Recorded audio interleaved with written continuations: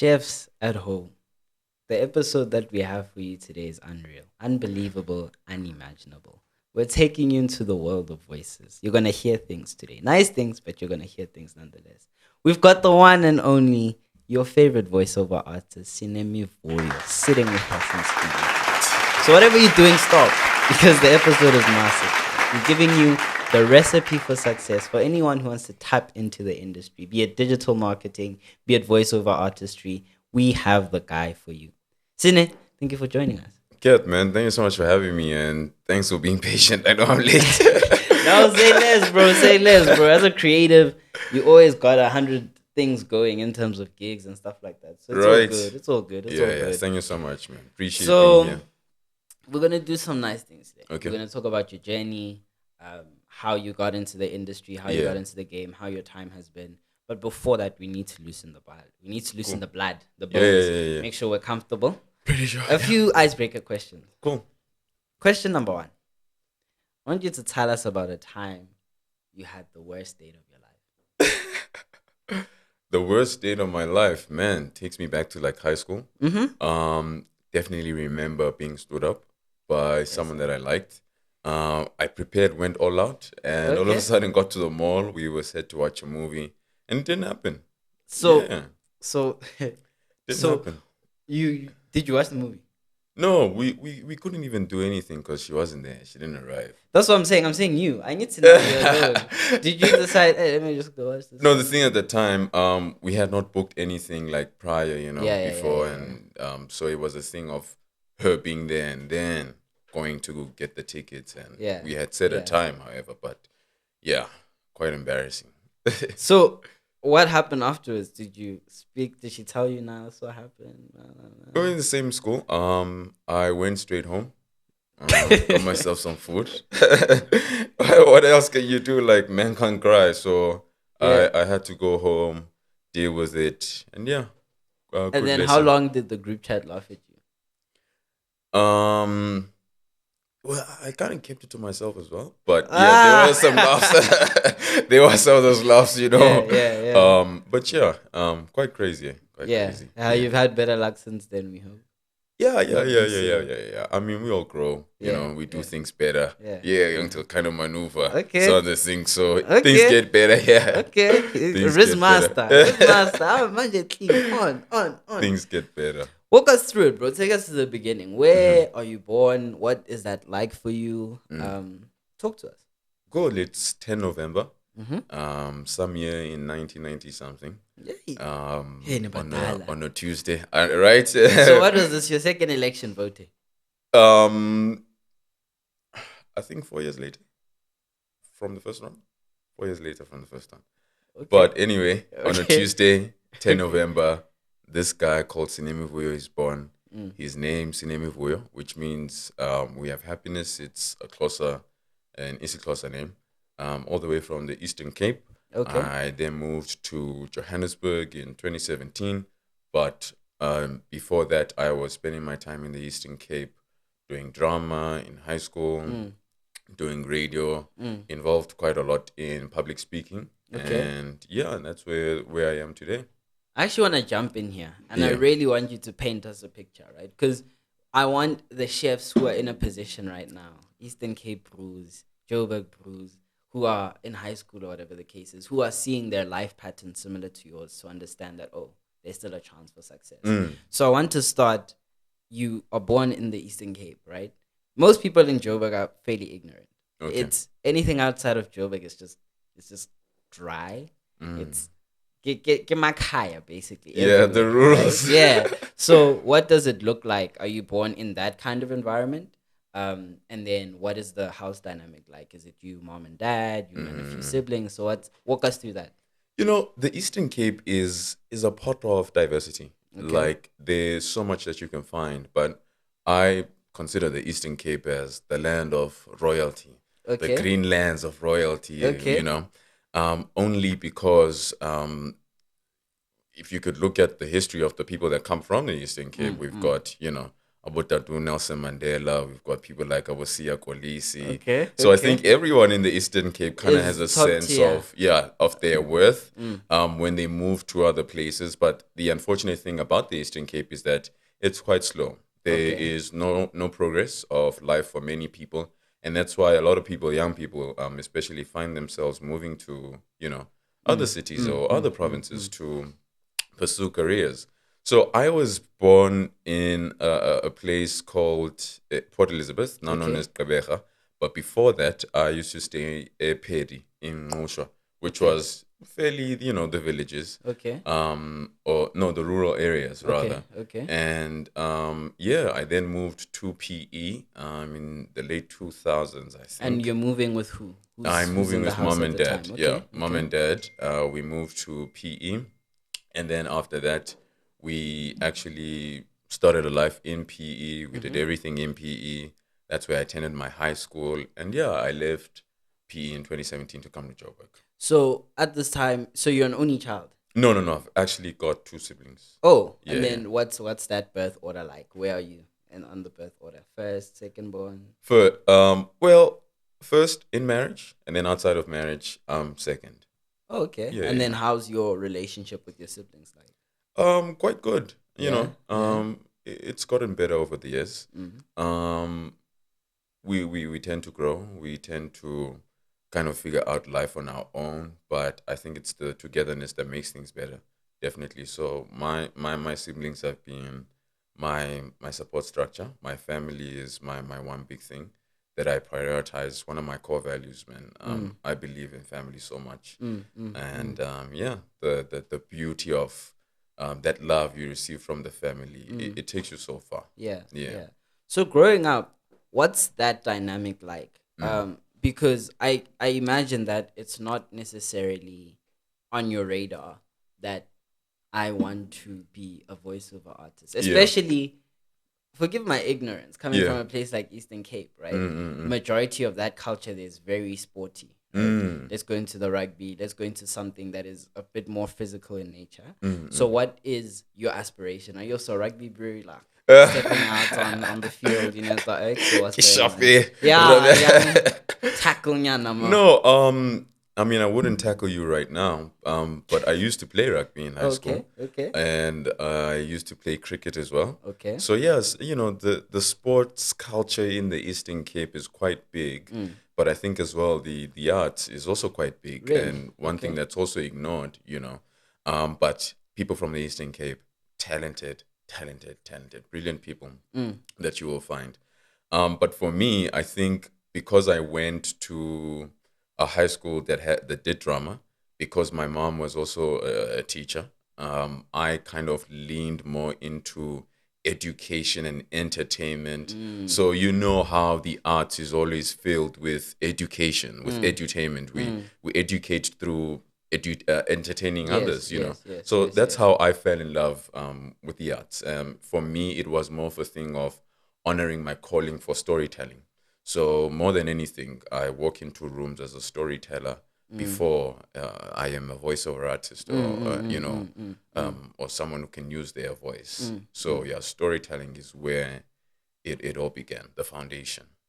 I think for a lot of black men Yeah. specifically, right, especially ones that grow up with kind of the father figure around, there's almost, especially in the new generation, like new age black men, there's almost a disconnect in what they want to do and what their fathers want them to do.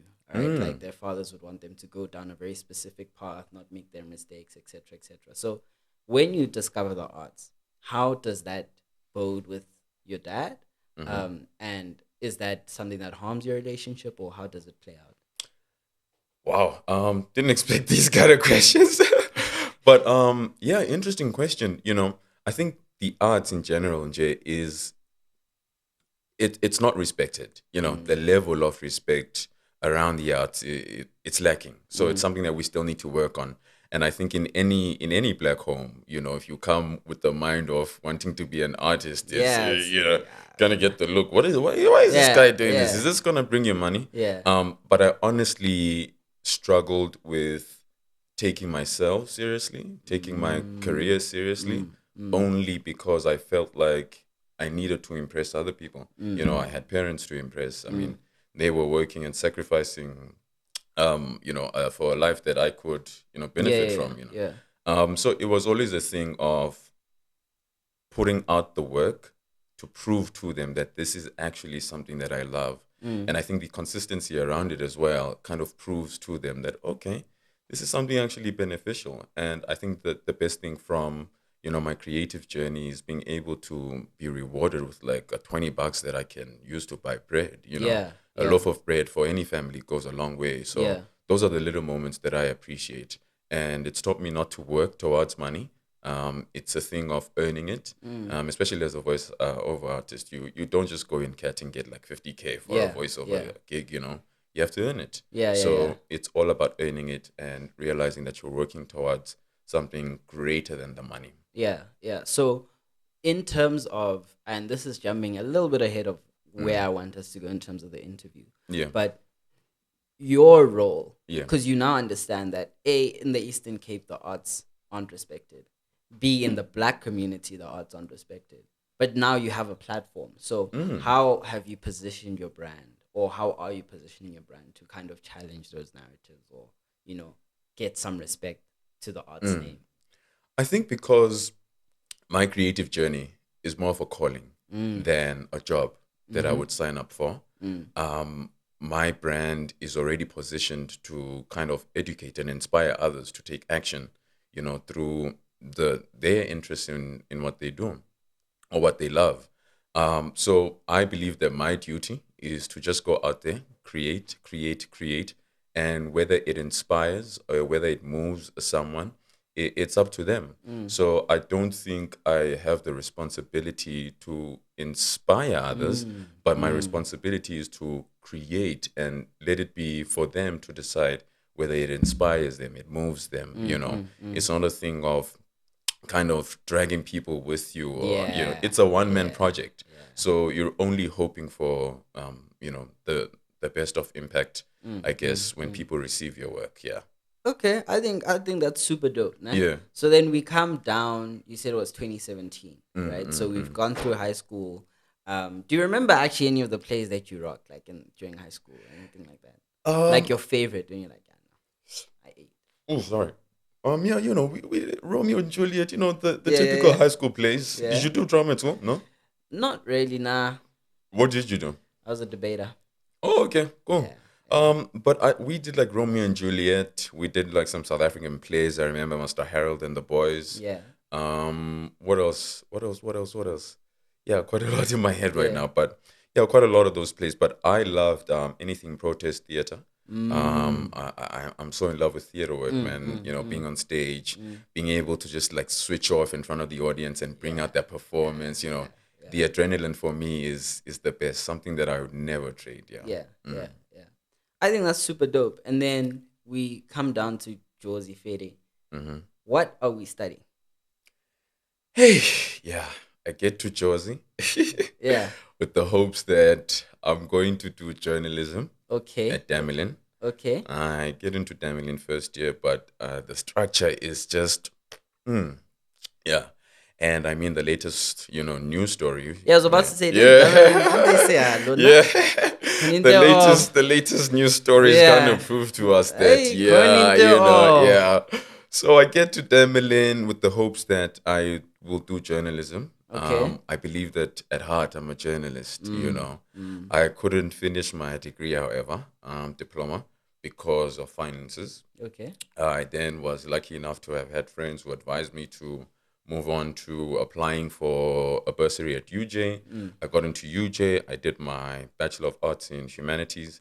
And then I was also lucky enough to advance my studies and do my honors in linguistics.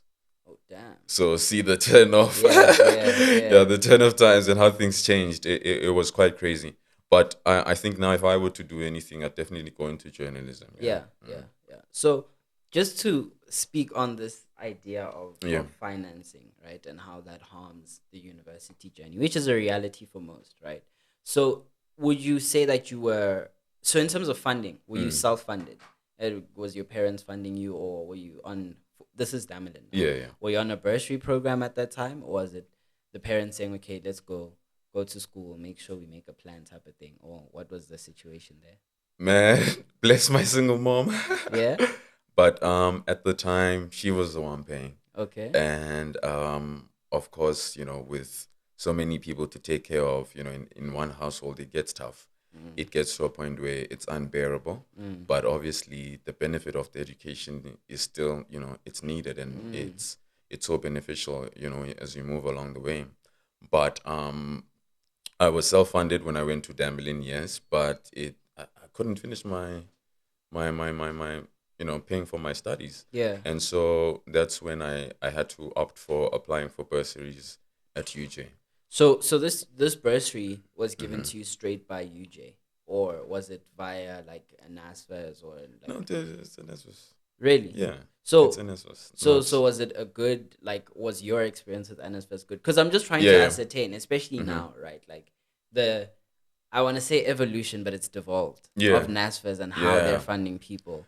And if you're part of like the missing middle, as they speak to, and how your experience was with that, like funding process. I mean, for me, as someone coming from the Eastern Cape, I needed any kind of help, to kind of get to where I needed to be. And if education is the key to success, then why not try and apply and try and opt for those resources that will get you there. But I think my experience was pretty fair. I fell under the 2018 category of people, I think, who don't have to pay. I think there's no return of funds, I believe. That's what I also want to get to. I think I'm not sure how it works, because for the people before us, they have to pay or something. Or they still have to pay for. But for us, 2018 people, it seems as if there's no payment. But if I had to pay, I definitely pay, because I mean, it benefits the next person. Yeah, so that's what I want to understand. Like, what is NSFAS? Because when I ask my mom about it, she'll tell me it's a student loan. But if I ask like a peer of mine now who's on the program, it's just like a bursary program. So is it something that people are obligated to pay? Because this is also one of the things that scare people from applying for things like this. Yeah. So is it something that, to your knowledge, people are obligated to pay, or what's going on there? I think so now. I'm not sure how the restructuring has worked or how it's changed things. But as I said, before us, the people before us, they had to pay. But I haven't had anyone from NSFAS chasing me, asking me for payment or anything. Yeah. So but as I said, if I have to, I would. I mean, that makes sense, and I think that's like super dope in terms of like one of the things that the state is trying to do and did right. Yeah, true. So I was looking through your page and I saw some acting at UJ. You were in a prison outfit. I was like, so how was the arts? Because obviously university, tertiary level arts and what you're doing in high school, while it's the same different in terms of the concept and the storytelling, it's different in terms of perhaps the technicality of it all. So how was that contrast for you? And how was like UJ arts?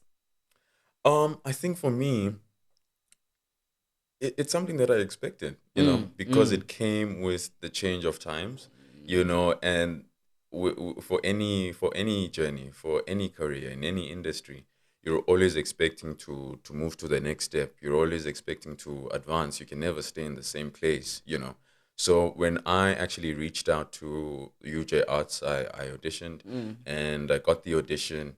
And I was so lucky to have had the guidance of practitioners, some of SA's top practitioners. They guided us. We performed. We got trained on a higher level, as you mentioned. Technicality was different, it was quite interesting. I also believe that it's really allowed me to dig deep into the different versions of my ability to be on stage or be in front of the camera, so a lot of things have changed, and we'll always appreciate the UJ Arts Center. Yeah. So then obviously something like being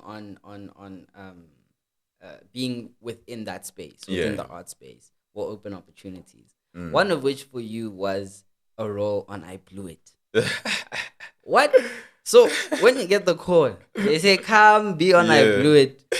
What do you go through? But also, how was it on set? Because I'm assuming you were reenacting something, right? That happened. So what exactly do they tell you guys? What's the vibe like? Yeah. First of all, I don't have the millions, guys, that they were talking about when I moved. I don't have any of that. Funny enough, man, when I got to Joburg, like as I said, my plan was to put my name on the map, and so I did a little bit of everything. Yeah. I would go onto set if I was in a taxi, seeing like a set or production outside in Bram. I'd ask the taxi to drop me off, and I run to the production. I try and talk to the production guys, try and take some emails, try and leave my number, try and leave my details so that I can be called if there's an opportunity. Sitting at Res one day, and then I get a call. It's the I Upload guys, and they say, "Hey man, we're at Park Station. What kind of hairstyle do you have right now?" And I'm like, "I've got short hair." And they're like, "Okay, we got a character for you to play. And it's some guy with short hair. We need you here. We're gonna pick you up from Park Station." She's like, "Okay, cool, let's go." Sure. And I hopped on. I went with my friend. Yeah. We from Park Station to Maponya Mall. Next thing, we're being given our extra money fee, and we were eating. Yeah. I'm on TV, and that's how it happened. So crazy. Damn. So it wasn't like I'm chasing this gig. It just came. Surprised you, but you were ready for it. Just like that. Just like that. Yeah. And I feel like even being ready is a kind of an illusion. For us as artists, like we tend to wait for so long, but the actual truth is that you're ready right now. Yeah. Do it right now and then get better from what you've done. Because you can only really get better by experiencing what it is you need to do, right? True. And being in the field. Yeah. I think that's super dope. And then what other opportunities were open for you through UJ Arts and just your sheer determination to push and, here's my number, here's my details. What other things that are memorable kind of opened up in the acting space specifically? More than anything, I appreciate the relationships. That's the one thing I believe changed lives. There's always one person that you need to meet that's going to change your life in unimaginable ways, man. Like you're so close. You can shoot like 100 of these episodes for your podcast, but the 101st episode is the one episode where you meet the one lady that's going to help you build your media house one day, So you're always one video away. You're always one opportunity away, one conversation away from meeting those people. And so for me, I've been lucky enough to have done over 100 voiceovers as well since my time having started. I've worked with National Geographic, brands that I've been watching on TV from a young age that I'd never imagined to have worked for. Done work with Standard Bank, the JSE, Anglo-American, and so many other brands, But I think even beyond those brands and the names and what, I honestly appreciate the relationships. I think that's super dope, right? And that's actually what I want us to really tuck into now. Because one thing about, and perhaps you were more trained, right? But one thing I've learned is that if you're a Xhosa woman, they will rock you. So at least you're in the instant you were trained. But then really you land in Joburg, you had a res now, freedom, ngata. What? My brother. What goes on? Tell us about the time you were rocked beyond measure. The time you rocked. We all have our crazy stories. Yeah. I don't even know if I want to go back because of the don't worry. The memories. So. There's tissues here. You can cry. It's safe. No, but I think of times where we've all had a bit of toxic relationship here and there. We're all still learning. But if any time I was rocked, definitely the movie time.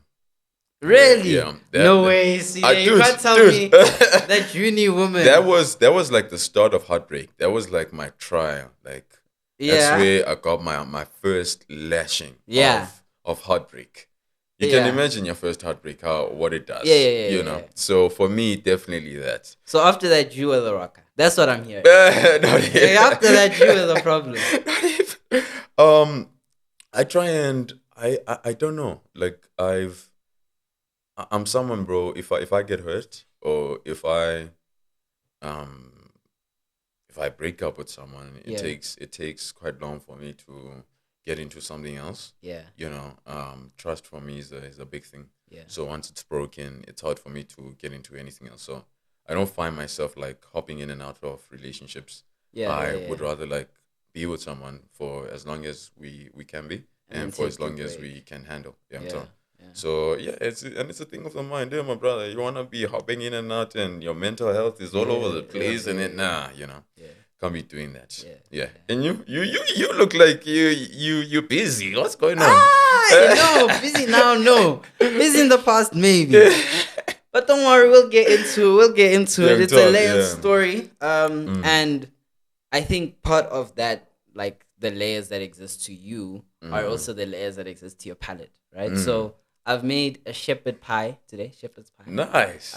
And it's basically like a layered thing with potatoes. Potatoes so you are the chef behind it. Nice. I cook everything. So it's a shepherd's pie. I hope it's hard. But I think they're gonna bring it through now. Okay.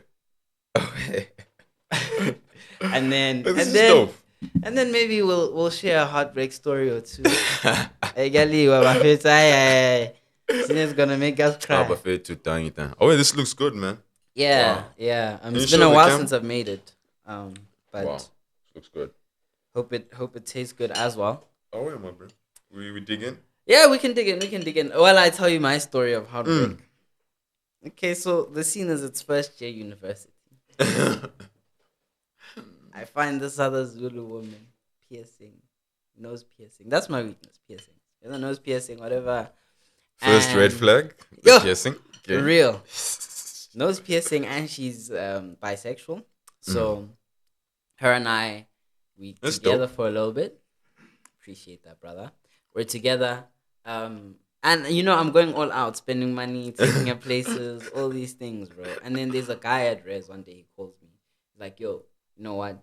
You and I are sharing a woman. I'm like, stop it. I knew him as her ex. I'm like, stop. Get over it, bro. Like, but I don't say it to him. I say it to her. I'm like, yo, your ex is busy bothering me. Wow. Sharp. Perhaps maybe 2 weeks later, she's over at Res. It's her friend's party. So all of, because she didn't stay at our Res, right? So she's over. All her friends are there except her. So I'm like, where is she? Damn. Only to find out. Mind you, she was wearing second red flag my clothes, head to toe. Only to find out later that day that she was with that guy who lived 2 floors above me. Let's just say they weren't doing PG things. And the fact that she was in my clothes, I don't wear those clothes anymore. Damn, bro. I gave that straight away. Damn. So yeah, that was my worst rock cage in my uni experience.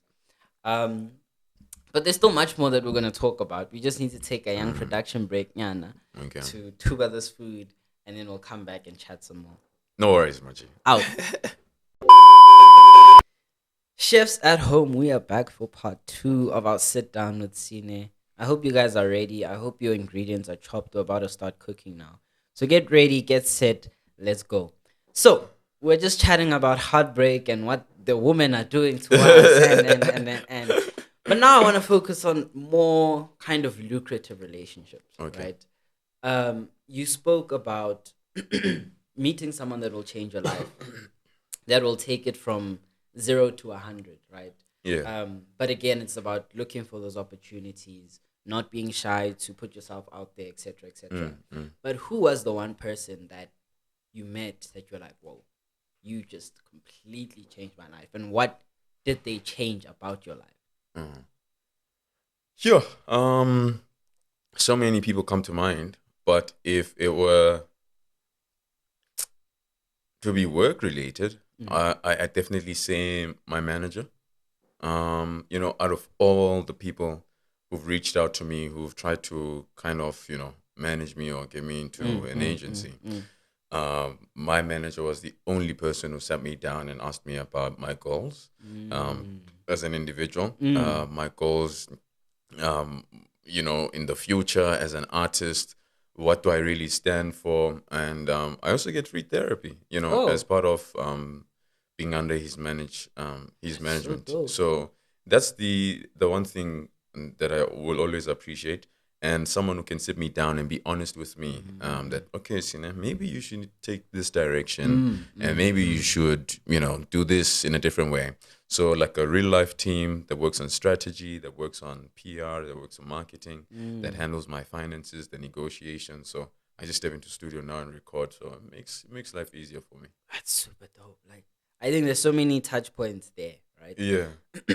The first is the therapy one, Okay. right? How has the therapy experience, without giving too much detail, of course, Mm. been for you? Yeah. And would you recommend it? Because Mm. I even have my own stigma when it comes to therapy, right? Like, Yeah. even in this whole very kind of liberal age around mental health, I Yeah. still think that therapy, it's not for me. I can't just Mm. sit there and talk to That's the thing. someone. Like the thing about therapy, you don't need to be like a crackhead. Sorry to use the word, but you Mm, don't need to be a crackhead to be in therapy. mm, mm, It's a thing of sitting down with the professional. They analyze basically your conversation or your talks with them to kind of find where you are in life and how you can deal with whatever it is that you're going through. So it's not a thing of you need to be crying yourself to sleep every single night to be in therapy. I do therapy that's a bit different. mm. It's called drama therapy. So it's more specific or specified for people within the arts, if I may say. But even the format of the therapy itself, it's one that kind of opens your eyes to different ways of living life or handling some of Mm, the things that mm. you go through.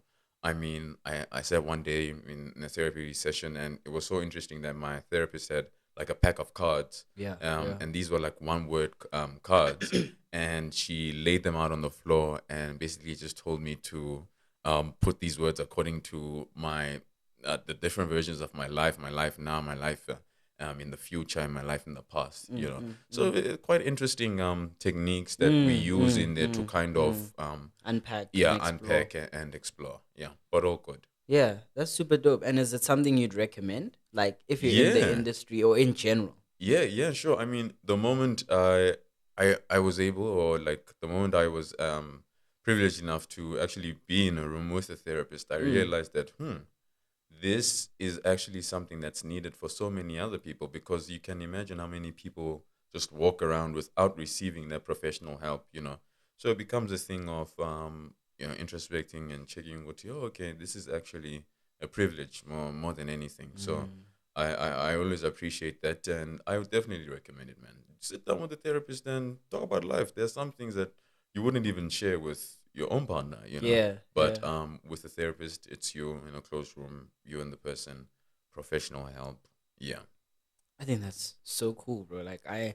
I didn't even think people knew that, like, there's different types of therapy, Mm. right? Like, the idea is very singular, cutthroat, sit down, tissue, cry, cry, cry, Mm, talk, talk, mm, talk. mm, mm, So the mm. fact that it can be tailored to your profession, tailored to your personality is very, very interesting. Yeah, I Um, mean, even retail therapy works for people. yeah, yeah, yeah, yeah, yeah, yeah. This so we all have our different forms of therapy that kind of get us in the right mental state, I guess. Mm, mm, Mm, mm, mm. mm. So when do you realize that, okay, I'm a storyteller, Yeah, and you start to pivot? Because obviously you've always known my calling is storytelling, but the pivot into voice acting yeah. specifically and voiceover artistry, when does that happen? Um, I feel like my voice has always been like a part of the storytelling, Mm, and so with everything I did, like the drama, I was able to explore what I could do with my voice. Even with radio, I was able to explore what I could do with my voice. I was sitting one day in a radio station volunteering, and then I heard adverts on during the ad breaks, and I was like, who are these voices? Who are these people? yeah, yeah, yeah, yeah. And I did my research, went onto YouTube, and all of a sudden I'm learning how to become a voice, and yeah.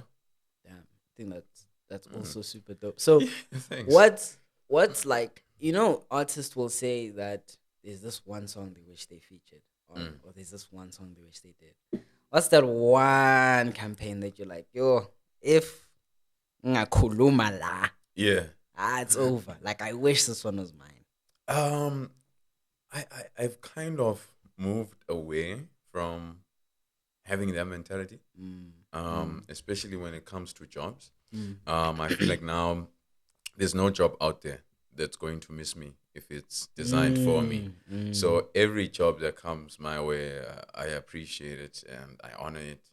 But if I were to like choose for now, looking at like the way things are in SA political landscape, I'd definitely do something for the IEC. Like was sharing on another podcast how I would actually be willing to work for the IEC.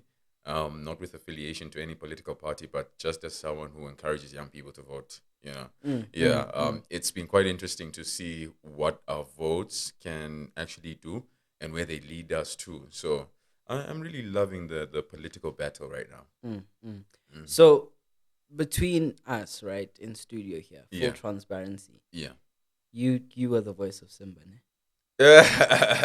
No. No, that was not you. You. So like, I want to know, do you have a different voice? Yeah. For like, okay, this is talking everyday me, and like this is now character me, and if you think about it, and hypothetically in the situation that you decide, you know what, I want to have kids, which voice will you discipline them in? Obviously, this voice works quite well, young Toti. You're son. But yeah, like I feel like my voice is very situational. For this situation, like I don't need to shout. I'm relaxed. Just had a nice ass meal by Cat. I love anything with potatoes, so that was quite filling. Thanks, my brother. No stress. So like my voice is very situational. In moments where I'm in studio, I'll obviously take it there and make it performative and sound, standardized according to the industry expectations. But when I'm with friends and I'm at home, I have quite a bit of a husky voice, and probably like picked up tones of it a bit here and there. But yeah, a bit of a husky voice, laid back, and yeah. Okay, so a lot of actors will have a method, right? You have, and because you've been in the industry, right? How did your acting method translate to voiceover? So how do you, because you go into a mode, right? You go into, and you have to embody whoever it is you're speaking to, or whatever audience you're trying to target. So how do you do that? What's your process like? My thing is to listen to your heart. Okay. Listen to your heart whenever you are faced with those moments. I think the one thing I do whenever I step into any studio or whenever on any stage, I switch off. I leave whatever I'm dealing with, or I leave whatever is holding me back from bringing out the performance or bringing out the best version of myself behind Young Ton. For example, when you're doing a voiceover in studio, I don't deserve, as a director, I don't deserve to know that you're anxious, you're dealing with this, you're dealing with that. We need a performance right now that can match the script, that can match the brief. So it's a matter of leaving your problems outside the door and then becoming a carrier or becoming a performer who carries the story in a way that there's even no sense of what you're going through, or you can't hear it, because the thing about the mic, it picks up your soul, man. So you've really got to be in a clear state of mind. You've really got to be calm enough to do the job. So yeah, that's my method, I believe. So I really admire people that do voiceovers, right? And voiceover acting. You should try that. Like, come on through. We've got the voiceover factory. Mzansi's leading voiceover community. So we're doing these things, Kat. You should come through to our event. Yeah. No, for sure. And we're gonna speak about it more. Like, this platform is definitely yours to use, to promote, to do everything that we need to rock. Appreciate it. But I was watching. I don't know where I saw this, right? Yeah. But I saw that Boondocks, Riley and it's Huey, ne? Yeah, Riley and Huey, yeah. Were done by the same person. Already, that was my shock number one. Yeah. Shock number two, the person was a woman. Yeah. Right? And I'm like, what? Is it? It's Embodying Regina King, right? Regina King, Yeah, yes. Regina And then King. also, I was watching Secret Life of Pets. And I don't know which character, but if I hear them speak, I'll know who it is. You probably, yeah, The recognize. Kevin Hart voice. Also, yeah. I was like, this guy is Kevin Hart? And I was just like, this is so surprising to me. Even SpongeBob, I think the SpongeBob person is old, like older. Two white old guys. Yeah. But the surprise for me came in that the fact that like when they're talking, their voices are completely different. Yeah. But the things they're able to do with their voice and the way they're able to play with their voice is so fascinating to me. Would you say that, because is that voice acting? And then what you do is like voiceover. So would you say that's somewhere you see yourself? Because I think you'd be dope there. That's what I'm saying. Simba. Yeah. On a call. The people at Disney and Simba, yeah, I'd love to receive that call. But yeah, the beauty of voices, the beauty of voice work, the beauty of voice acting. Yes, it is voice acting, but the beauty of it is that as an artist who uses their voice for work, you can be flexible enough to reach that point. You can be flexible enough to do a voiceover. You can be flexible enough to bring to life a character using your voice, you know. So it's all about having that flexibility and how far or how much can you stretch your voice to tell a story. Remember, the basis of it is telling a story. The foundation is telling a story. So it depends in what format, what technique you need to use, you know. But I believe it's all acting, even with voiceovers, because we don't speak in that way, you know, in normal life. It's very performative. So it's a thing of like, you know, getting into studio and putting on that modified voice and not using really your normal voice.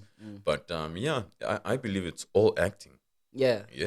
I mean, we're like actors of life, aren't we? Yeah. 100%. As human beings, the moment you step outside of your house, you start protecting yourself, you know, from so many things. So you put on an act to kind of be within you, to kind of be comfortable in your state and your environment. So yeah, actors of life.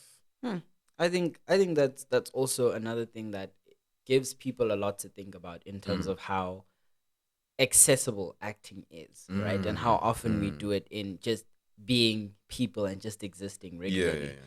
I want to know from you, right? Would you recommend dating you? Man, yeah, sure. Like, why not? Okay, so Yeah. five characteristics that make you an ideal person, or three characteristics that make you an ideal person to date. I would just say consideration. Mm-hmm. Very considerate of others, and this is not to blow my own horn. I would say my love language is food, so be sure to be fed when you're around me. But even like outside of romantic relationships, food is a thing that I, you know, connect with people through. And the last thing I'd say, I can get a bit obsessed. So yeah, for okay. anyone who wants, you know, but Okay. obviously not now. Yeah, off the market. Yeah. So I must apologize. Slightly trapped you here, right? What I would like is for you to do an exercise Yeah. of showing us the story. Tell us the story of why someone should date you using those three factors. So sal as cine. Okay. Let's see. Do I look into the camera? Yeah. Look into the camera. Cook. Are you searching for a lover who will feed you? Searching for a lover who's always considerate? Are you searching for a lover who's always going to be obsessed with you? Call us now on 0800 445, the recipe for success. Please don't call us, guys. That's not our number. The advert doesn't exist, by the way. Yeah. But that was dope. Again, that was just the exercise of how accessible it is. You know, like anything and everything is about selling yourself and positioning yourself. So I think that's super cool. Being able to show people how brand work plays out in the simplest of things, like putting yourself on the market, for example. Yeah. Now I want to talk a bit more. We've spoken about the artist, but there's many hats that you wear. One of which is the businessman. Obviously they overlap because the business happens to be in the same space as the artistry. Yeah. Tell us a bit more about the voiceover factory. Because I remember when I wanted to do voiceover artist work thingy 3 weeks ago, Yeah. I searched on Google, and the first 5 pages all said that we take accredited voiceover artists. Like the first pages that popped up, and it's like, if I'm looking to get started, Yeah. how can I be accredited? You know what I mean? So, in terms of how you guys are different, how you guys give opportunity and stuff, just walk us through the voiceover factory, why it's the choice or the way to go.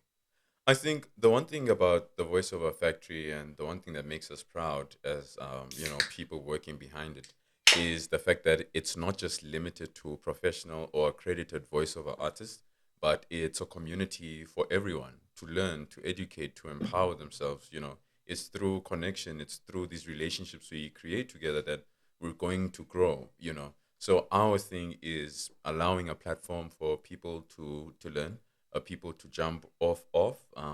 We want to give people a room to connect with other artists. I mean, last year we hosted an event with over 135 people.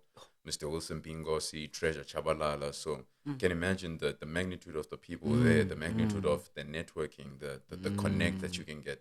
So we're kind of acting like the middleman in the industry where we want to connect voiceover artists like yourself who are starting up with the brands, with the media brands, with the people. So we're only saying your responsibility when you become a part of us is to build a connection for yourself, is to build a list of people that you can network with that can help you build your career. And what I can tell you now, even out of the 135 people that attended last year, there's already been people who've done jobs. There's already been people who've done jobs for radio. I know some people have even been picked by Prime Media to do some voices. So the level of connection there, it's global. It's immense. It's immense. It's immense. So you guys essentially offer what is a collaborative platform to both network and also to grow your skills through that networking, etc., etc. And is this the same umbrella as Mivuyo? Am I saying it correct? Yeah, Media? sure. Yeah. Or is it two different companies that offer two different services? Yeah. So the voiceover factory is more of a community, rather than a business. We don't really make any money out of it. Right now, I mean, the only kind of money we generate would be ticket sales that help us host the events, that help us call out these people. So none of the money really goes to us. It goes back to the people that come to the event, the people that are willing to volunteer and help us out to educate some of these artists. So Mivuyo Media is a small company I run on the side. Yes, the voiceover factory is of course one of our clients because I'm there and I do everything with my team. But Mivuyo Media is a copywriting and social media management company. We offer humanistic copy and social media management.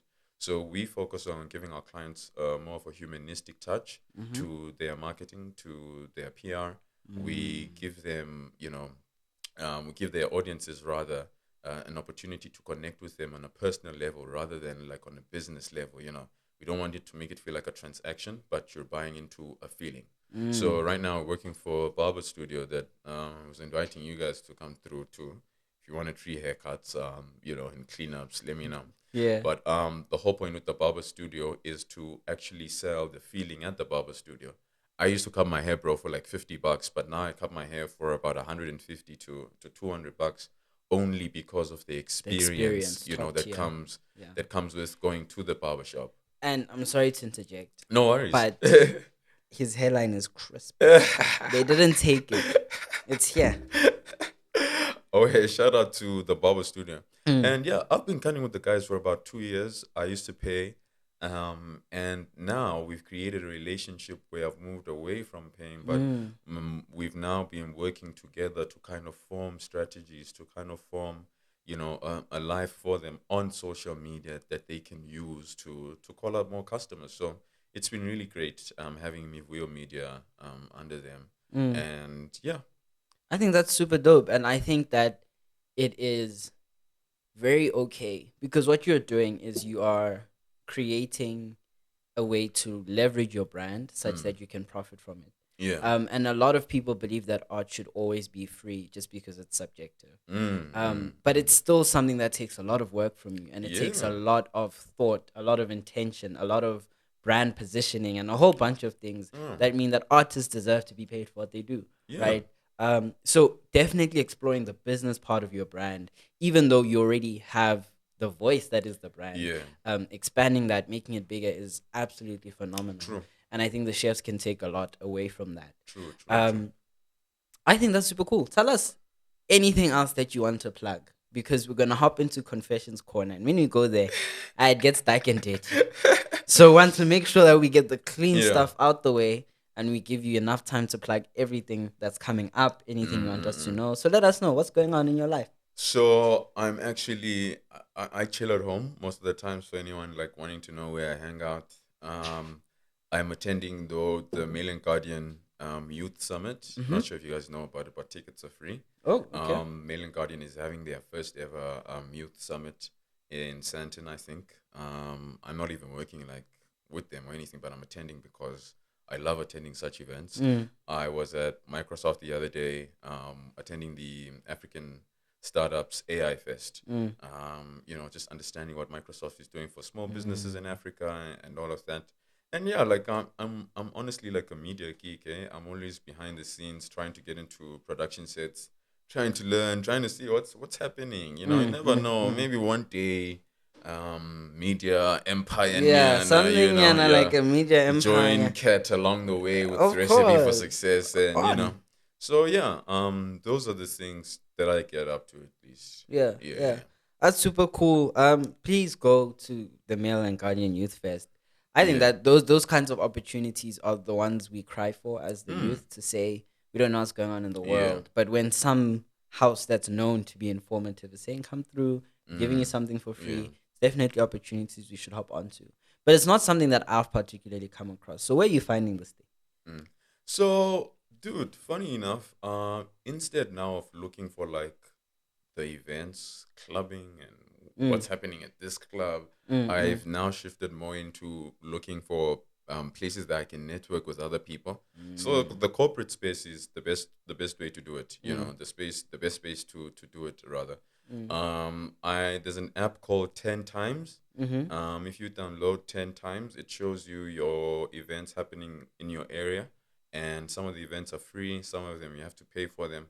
But download 10 Times, and you can, even as an event owner or planner, can upload an event and advertise your events up there.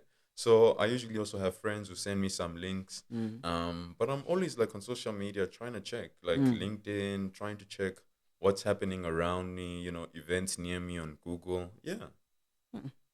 So we must hop onto LinkedIn, actually. I don't know. Dude, I'm telling you, know LinkedIn? I know it, but I've always like, my dad. Oh, yeah. Yeah. I'm always like, if I'm on the same social media platform, which is essentially what it is, like it's a social networking platform, as my dad, then something's wrong, because that man hates social media. So I don't know, but people are saying it's on. Like I was listening to a show 702 yesterday, and they were saying that there's this guy who started a company specifically for social media marketing through LinkedIn alone. Wow. And essentially what he does is he creates brands for CEOs to reach, or big business leaders to reach directly to the people they want to work with. Because he said that that's one of the powers that LinkedIn has that you don't know. It gives you like a global access to the decision makers, the money makers, and you get that direct access. So I thought that's super cool. That's true, my bro. It's so crazy. That's the thing. I feel like we're sleeping on social media so much because its impact is so global. Like, just because you're in South Africa doesn't mean your video is going to land in Deep Kloof and Randburg and, Mamelodi only. I've had people reach out to me from all sorts of places around the world, and I'm always shocked that people actually recognize the work or even receive it. But the thing about LinkedIn is that it sets you as an authority in your industry, my brother.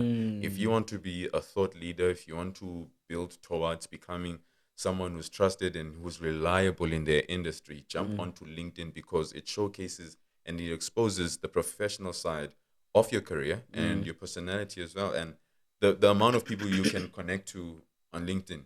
Like, for example, there's even this website where you can connect with any company CEO, like in the world, any company CEO in the world, It's something that's out there that a lot of marketers are using, event planners are using as well. So, yeah, sooner or later, it's going to be out there. It's kind of under the carpet. Yeah.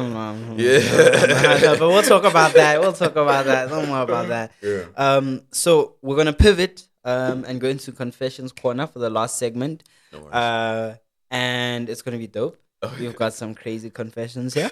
And then hopefully we've got a caller on the line who also wants some advice from an industry professional. And we'll just make sure we get in touch with that person. We'll be back in about 2 seconds. Don't you worry. Stay on your screen. Manjitli. And we're back again for the final segment. And having chats with Sina has been so dope, guys. Like, I don't know. I've never used the word dope this much in an interview. Like, homonad, so like, if you're not having fun, wabore. But you guys are having the time of your lives because the confessions that you guys are sending through La Tosa. Let's do it. But anyway, pick a number between, how many do you have here? 1 and 2. 2. 2? Yeah. Okay, we'll start with the second confession. Ooh, sorry. This person asks, how do you guys commit to one partner? I'm with this guy and I love him, but my ex keeps on coming back and I fall for it every time. I want to understand what you mean by fall for it, but it's fine. And I feel guilty because I love the new guy. Damn. So many layers to that story. There's a new guy, there's an ex. And she falls for it. What is it? Damn.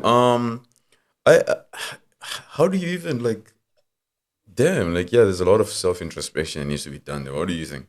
Because I mean, the ex, the new partner, you just keep on falling. Come on. I think that this person is desperate for love. And they're like, I think this person loves familiarity and companionship more than relationships. Yeah. Like, the exes, they know is safe. You know how most people have been voting? Rather the devil we know than the devil we don't know. I feel like that's what this person is doing. Like, they're trying this new devil, but they're like, the old one, it was a good time. It was a good time. The person needs to SMS love 3, 13, 14. Real. For real. ETV after 11 vibes. That's what they're giving. But anyway, okay, next confession. How do you deal with a partner who prioritizes her family over you? Like, everyone in her family comes first, including the cousins. I really love this girl, but this thing is turning me off. Let's say we get married. What's going to happen? Damn.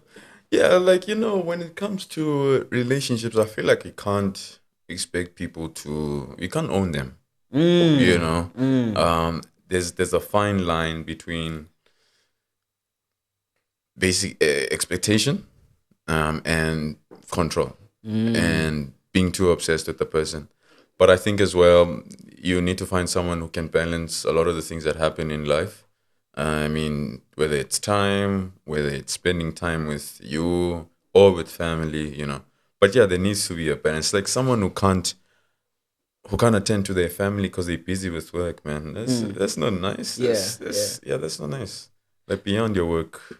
You know what's always like interesting to me, right, is the fact that in a relationship you need to remember that the only thing really that you have in common with this person is the fact that you guys love each other. But you guys still come from very different backgrounds. Yeah. So just because that is a common thing doesn't mean everything else is common. So true. Their family setup might be in such a way that they're like, I don't like those niggas. I don't want to see those niggas. Yeah. So for them, it's so foreign to understand the concept of like, you want to be with your family all the time because it's such a nice space, a happy environment, and. So how do you communicate that and meet each other halfway without sounding like I'm flexing because I love my family and you don't? Hey. That's the thing, man. It gets quite tough. It really gets quite tough because I feel like if there's anything we all owe each other is, compassion, or at least understanding, Real. Understanding each other and understanding how different we are, how different our family dynamics are and everything else. So finding someone who's able to understand Uguti, okay, yes, we are in a relationship, but it doesn't mean my time only belongs to you, you know. It's honestly a matter of finding a balance and, you know, finding that level of common ground, I believe. And being straightforward from the get-go, I think saves quite a lot of lives, you know, instead of kind of trying to beat around the bush, you know. Just be straightforward about your expectations, what you want, and yeah. I agree. I think retweet to everything you said. Yeah. Because it is a very fine and delicate balance to find. But it requires both parties being open to the fact that this is an entirely new situation to us. Like, I've never had to teach someone why I love my family, and I've never had to understand that someone can come from a different environment. You know? Sure. So let's meet each other halfway. Let's talk each other through it, type of thing. And on this question of families, Yeah. this is slightly diverting from Confessions Corner, but it's in the same spirit of today's confession.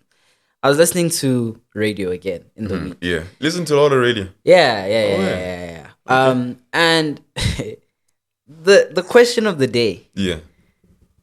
Your partner slaps your mother.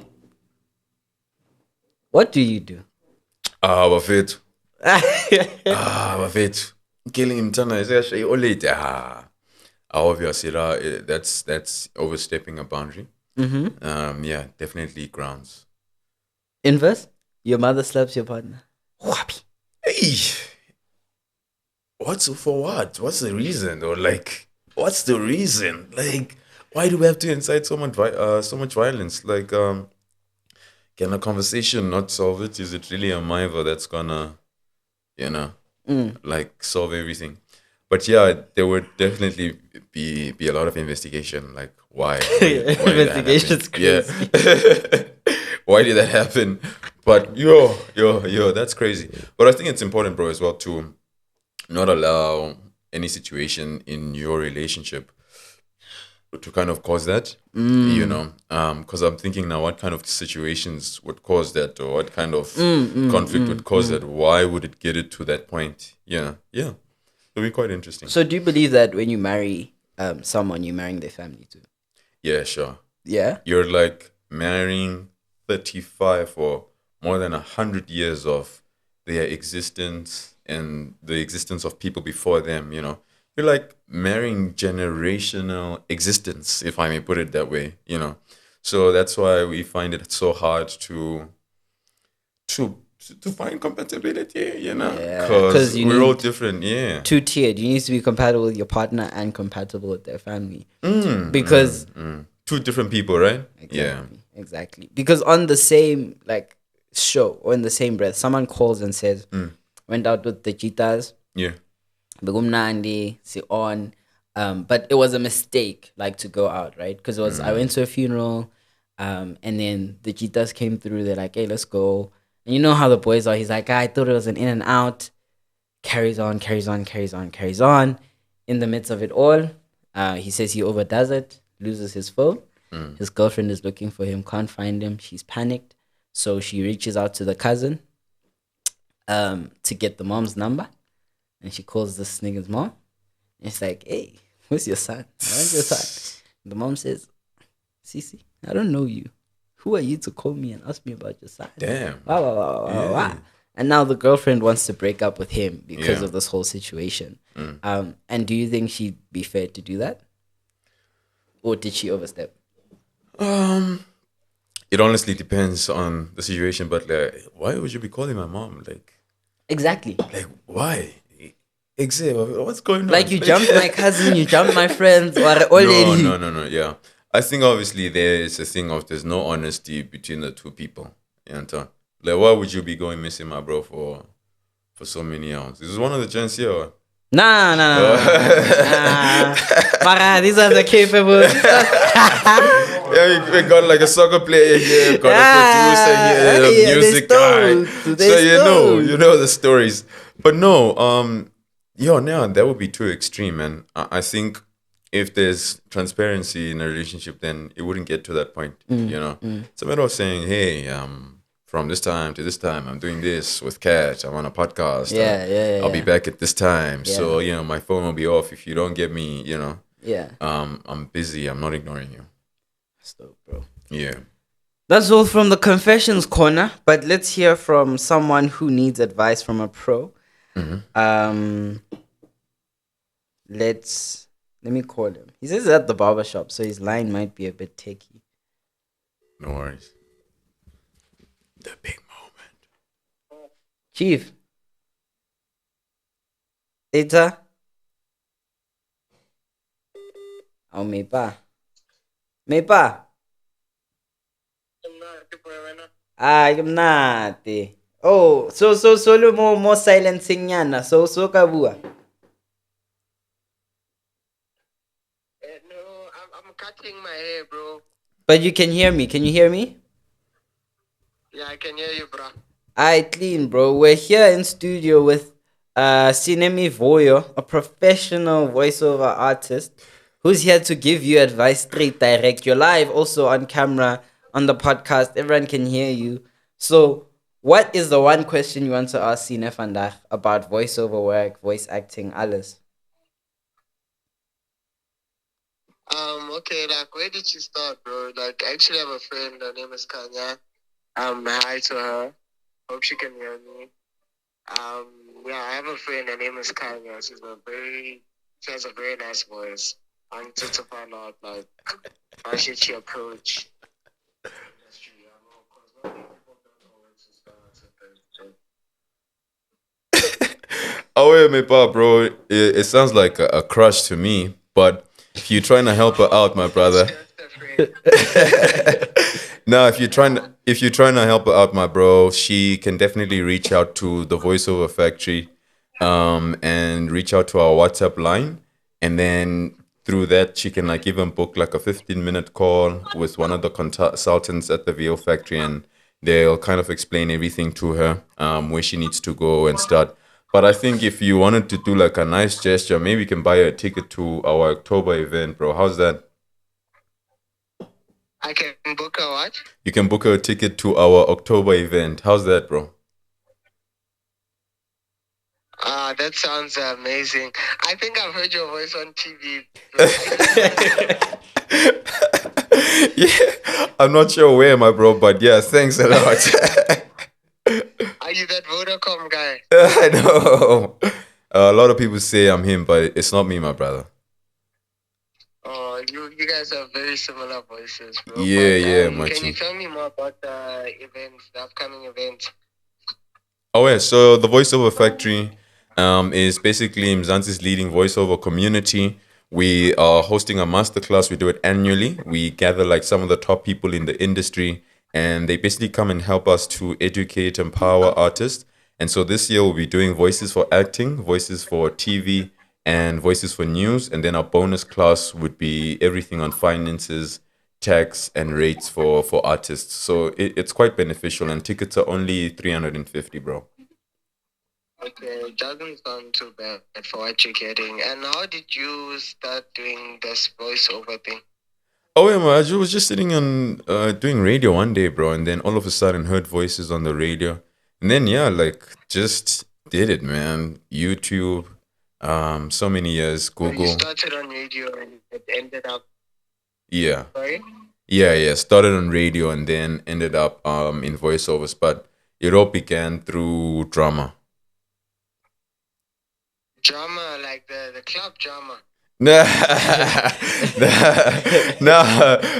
drama like acting, dramatic arts at school. Yeah. Yeah, not PG-18 drama. Nah. Oh yeah, my G. Okay, No, no, thanks a lot, my bro. I think I will book her something. Yeah, I'll sure. book her something. If you're trying to I can spend, put bro. the link somewhere. Yeah, if you're trying to spend, like, give her the 1.5 something ticket, because she gets to connect with the top guys in the industry. We'll put them in like one room, where they eat and have lunch, with some of the top guys in the industry. So that's the premium ticket. And then even after the session, she gets as well a coaching session with either myself or my colleague from Radio 2000. Okay, Yeah. that sounds perfect. I will definitely do that. So I just have to go to your website. No, just the Instagram page, the Voiceover Factory or the VO Factory, my bro. Okay, no, Thank you so much for plugging me, bro. Oh, yeah, Machi. No worries. No worries, bro. Mepa. Thank you. Yes, thank you so much, bro. On, dog. Thanks for tuning in. Appreciate the call, ne? Alright. On. Oh, no, it sounds like a radio show. Live and direct. Yeah, live and direct. Just the people. One way. Everything is together. Break the fourth wall. Hi, Oaks. It's been too much, guys. I think we're going to finish these cameras today. We could go on and on and on and on and on and on. But this has by far been one of my favorite episodes. Appreciate it, Sina, thank you so much for coming Appreciate through. it, brother. This Coke. Yeah, the burbs. It got that brrr. It's been phenomenal to get the insight. I think for me on a personal level, it's helped a lot. I'm going to live on the Voiceover Factory page. Okay. Might set up a tent nyana. But that's where we are. Yo, Jesus. Yeah. If you're in the game, if you want to be in the game, if you want to know who's in the game and who's gaming the game and who's everything about the game, hop on to the Voiceover Factory on IG. You heard everything that's coming up for Cine in on the calendar of this year. You heard how to hop into the game. You heard how to make connections, how to leverage networks, how to introduce yourself, how to position your brand. Because that's what you are. You're a brand, a living, breathing person whose story deserves to be told. And only you can tell it because only you know it. So fight for your story. Make sure that you are determined in the way Cine was. Maroskaya go I blew it unless you're reenacting. Otherwise, chefs, we appreciate you guys coming through for yet another episode. Please, please, please stay tuned for more because we're about to drop some fire stuff. But Sine, thank you so much for Thanks so joining much, us for Rather. today's Appreciate episode. it. And thanks so much to the chefs as well. You guys make the show such a blast, man. Thanks. Oh, yeah. Shout out, Manje Clean. Yeah, sure.